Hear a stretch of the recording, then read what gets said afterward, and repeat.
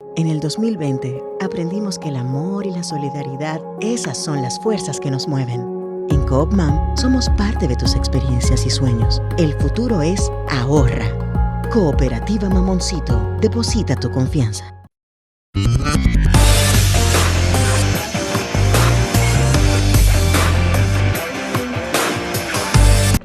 Desde la República Dominicana, soy Ivonne Ferreras, aquí estamos, es miércoles, es la mitad de la semana. Y ciertamente hoy, en este día miércoles, hay muchísimas informaciones, algunas que no podemos pasar por alto. Ayer nos referíamos al caso de César el Abusador, que hablaba sobre admisión de lo que se le imputaba, de las colaboraciones que había hecho con el gobierno norteamericano. Hoy los diarios, bueno, pues un poco respecto a este caso, traen informaciones adicionales en el sentido de que, de que algunos bienes, ¿verdad?, podrían ser incautados. Dentro de esos bienes se menciona una serie, incluido lugares nocturnos, sobre todo en Santo Domingo Este, donde tenía mucho accionar el señor abusador que nadie veía. Y por supuesto el frotamiento de las manos de mucha gente que piensan que algunos de los que le sirvieron de sostén a César el Abusador, que en el país van a ser tocados o van a ser llamados. Y la verdad, en lo personal, yo, como decía ayer, como dije desde que empezamos a ver este caso, ninguna esperanzas. Porque es a lo que nos tienen acostumbrados. Y como esto se mueve al vaivén de lo que interesa, en este caso a Estados Unidos, que todos sabemos con la hipocresía que maneja mucho todo el combate al narcotráfico, sobre todo porque ellos son un mercado extraordinario y sobre todo porque ese mercado le deja muchos beneficios. Pero además porque cuando tienen informaciones de primera mano de estos casos de los países, y más en la situación tan crítica en la que se encuentra Estados Unidos, porque es un asunto también que tiene que ver con estrategia política y evidentemente que control económico. Mucho menos en esta situación donde, bueno, esa información que es poder, todos lo sabemos, la información es poder, la van a soltar así nada más porque para que se combata el crimen organizado de países que como República Dominicana también son parte estratégico, pero para el tránsito, los orígenes de esas drogas, sabemos que de dónde vienen, y eso probablemente con esos es con quien más se quiere presionar y transar en esa lucha hipócrita, digo yo, de Estados Unidos contra las drogas y con ellas el crimen organizado que está vinculado, por supuesto, a este delito. De manera que no nos hagamos ilusiones, ¿no?, de que ahora, como entonces, como cuando Figueroa Agosto, o como cuando el zar de la cocaína Solano, o como cuando Arturo del Tiempo, ¿verdad?, que le fue tan bonito en un gobierno allí en tiempos de Leonel, ese Leonel que le gusta tanto salir a hablar respecto a lo que pasa ahora, que no es más que una continuación de lo que viene ocurriendo en otras administraciones, no solamente en términos del narcotráfico, de las impunidades, por supuesto, que han permeado esta sociedad. Y lo han hecho también para el negocio ilícito, por eso encuentran cabida y colchón, comodín, ¿no?, en muchos sectores de poder, no solamente político, ¿no?, también militar, empresarial, que se vinculan, pero que no se va a saber. Como no se sabe nunca cuando aquí en esos operativos dicen, bueno, interceptamos tantos kilos de cocaína, interceptamos. Esas investigaciones que se hacen nunca han podido garantizar la capacidad para saber de dónde vienen y hacia dónde van esas mentadas drogas. Y un ejemplo vivo de eso es el caso de Quirino Sottovoce. Así como las mafias sicilianas, todos sabemos para dónde iba la droga. Claro, nadie lo podemos documentar. Lo sabían los investigadores, pero hicieron una interceptación o la interceptaron. Y aunque todos saben, a ciencia cierta, nadie se atreve a decirlo. Y los que todos sabemos que son, entonces son honorables, que acumularon con esos y quizás con otros negocios ilícitos en un país donde la honorabilidad se mide por lo acumulado. A nadie le importa cómo usted lo acumuló. Entonces, dicho esto, señores, esa corrupción que nos ha permeado y que sigue, la verdad sigue campeando, y ahora nos damos cuenta de la magnitud y sobre todo quizás podamos entender algún accionar respecto, por ejemplo, a temas como el de la justicia. Lo digo por la denuncia que aparece hoy también en los diarios para quedarnos ahí manejando la coyuntura, donde la PETCA, específicamente el magistrado Wilson Camacho, abrió una investigación penal contra un juez. Es el juez Francisco Rodríguez Consoró.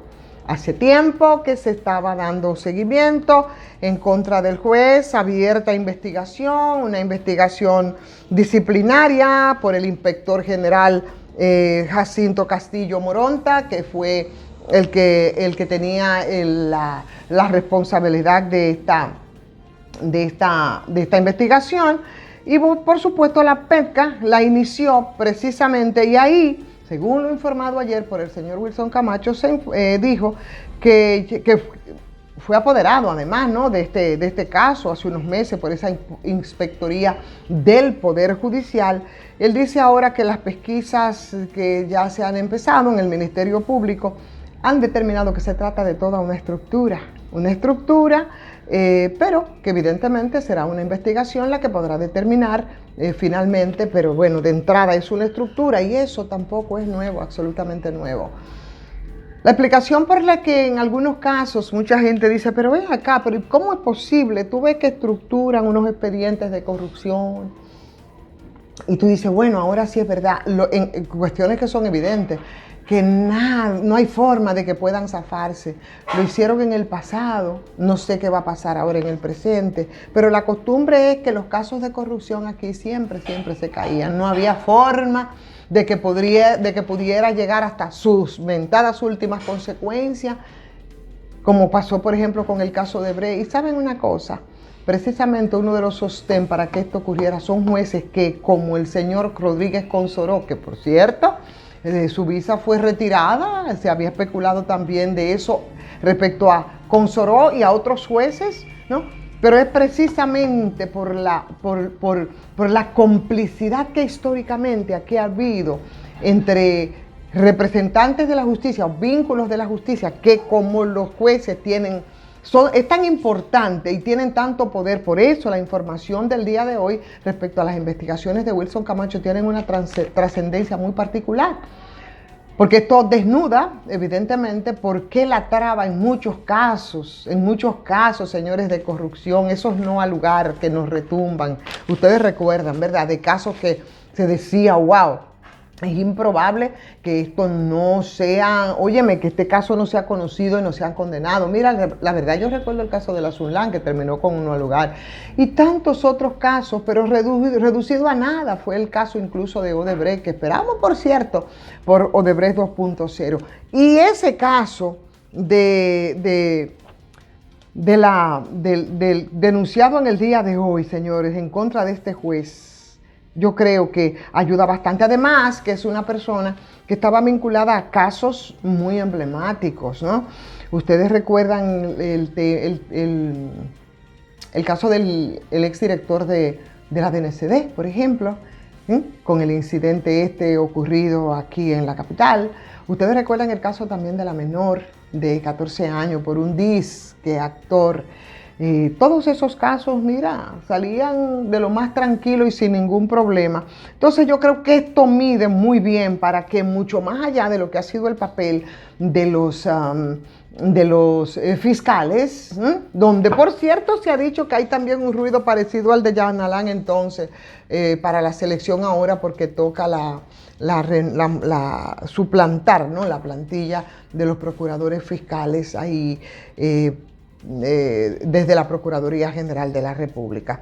Pero yo creo que este caso, y mucho sobre todo con la gravedad que implica, señores, de que se trata de una estructura, imagínense ustedes, cosa que, vuelvo y repito, no dudamos. Y así como en los casos de corrupción, por ejemplo, vimos lo que decía Manuel Esquella Guerrero hoy respecto a la connivencia que hay entre una empresa y él como representante del Estado, la empresa Sargent Petróleos y Ministros de Obras Públicas, el Estado buscando la nulidad de un contrato que fue suscrito en el año 2003 y Esquella ha llamado, así como es en Manuel Esquella Guerrero, vagabundería a todas las adendas que se le han añadido a ese caso, supuestamente una propuesta que modificó luego la licitación, en fin, que en manos de el doctor Emmanuel Esquella Guerrero, es una persona en la que yo de verdad creo y defiendo mucho su su honestidad. Le conocí mucho en el ejercicio del periodismo desde mis lides de reportera y él desde el entonces histórico Partido Revolucionario Dominicano, que como redactora política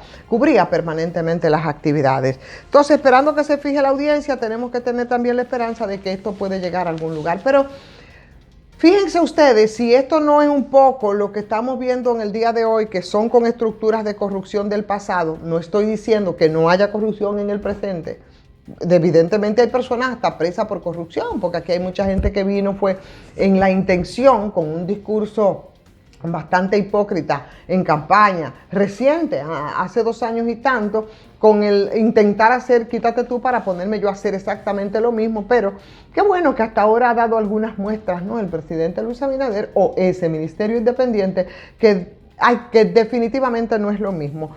Pero lo que sí es lo mismo es todo lo que sale a relucir, y producto de lo que sale a relucir, como nosotros comentábamos en la entrega del día de ayer, es lo que está ocurriendo entonces, y deberían verse algunos partidos ahí y liderazgo político en el Partido de la Liberación Dominicana. ¿Ustedes creen que lo que nosotros decíamos ayer sobre ese posible salto al vacío de esa organización, que no es lo que nadie quiere, porque una quisiera que se consolidaran los partidos políticos aquí cada vez más en crisis?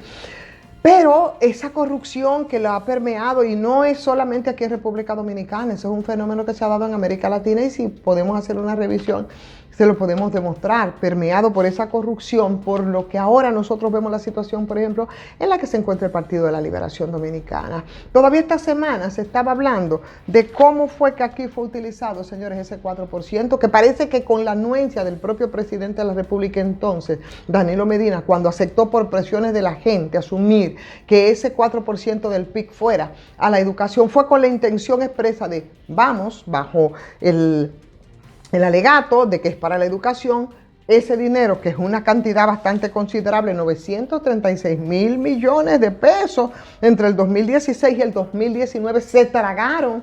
¿Y dónde fueron a parar? ¿Impactaron la educación? Absolutamente no. Impactaron los bolsillos de muchos exfuncionarios. Entonces, la razón por la que en la situación se encuentra ahora mismo el Partido de la Liberación Dominicana, yo creo que tiene mucho fundamento en todas estas denuncias, esta que acabo de hacer, y por supuesto esa referencia que parece que no va a terminar nunca respecto al tema de la educación, que fue un desastre y que ahora deberían tener ojo visor para que esas mismas experiencias malvadas no se repitan.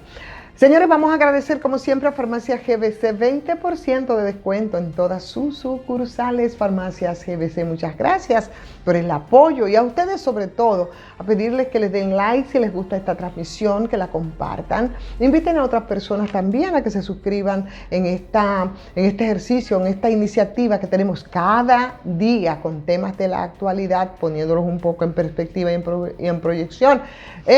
Y por supuesto, los que no se han suscrito, que lo hagan también a patreon.com. Soy Ivonne Ferreras.